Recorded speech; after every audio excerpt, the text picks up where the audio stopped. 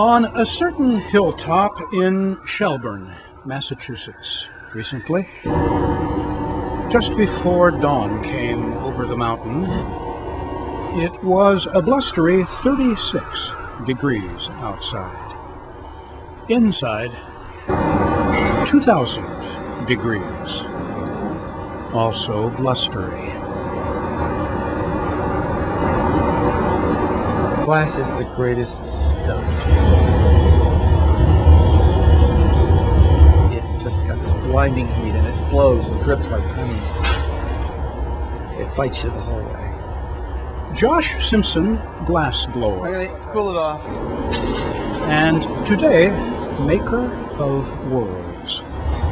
Planets born of fire, as was our own.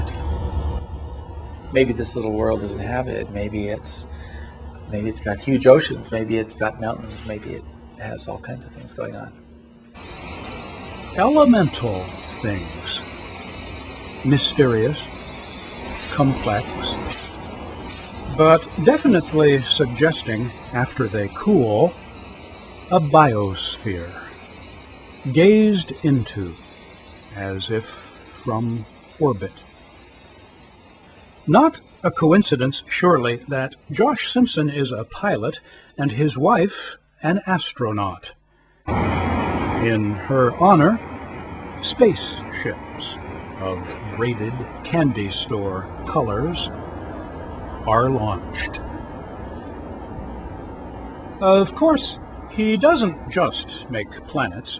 Josh Simpson is, in fact, one of the country's best-known glass artists, with a thriving business in galleries and shops all over the world, and a portfolio in many styles.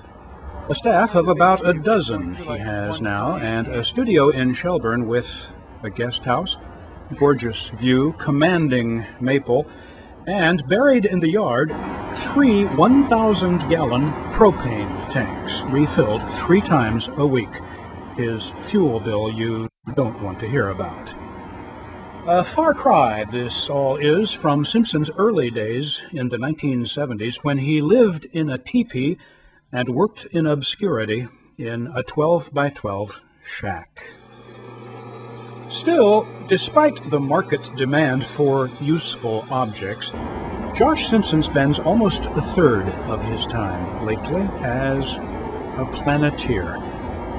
Selling the larger ones, of course, but also turning out thousands of little ones for a more spiritual purpose.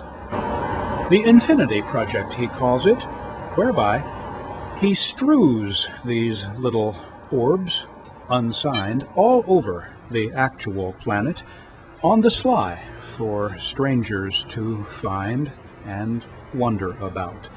Sometimes in faraway lands in his many travels, sometimes just downtown in Shelburne Falls. I love the idea that these objects will be found, perhaps found long into the future. Maybe they will be, possibly they will be found later this afternoon, but they might be found 100 years or 1,000 years from now. And people will have no idea what they were used for. I just love the idea that it will create some kind of mystery at some point in the future. Co-conspirators in the project, easily recruited via Simpson's webpage. They write back to report their adventures. They've gone all over the place.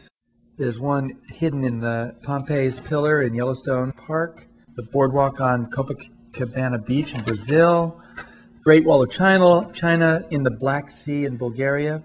A mother in Hawaii who lost her son to disease left a memorial planet at the boy's favorite swimming hole. Thanks to an icebreaker crew, there's one at the North Pole, and thanks to Alvin, the dive vessel, on the deep ocean floor. Even visiting journalists are conscripted when Simpson hears they are going back to Kansas to see family, and won't be all that far, really, from the official geographic center of the lower 48 states, the perfect middle of the Middle West, where, even in the midst of fall harvest, one very small planting can't hurt, can it? Jim Lovell, the astronaut, looked out the window of his spacecraft and said, "Hey, I can cover the Earth with my thumb." That's such a wonderful thought. We thought of our world as being an enormous expanse, and yet, in fact, it is this one tiny little place. And we all live here. We all have to live here. We all have to get along somehow. And I hope that people holding these little worlds in their hand might think of that. Who knows? In Shelburne, Massachusetts, this is Chuck Kramer at large.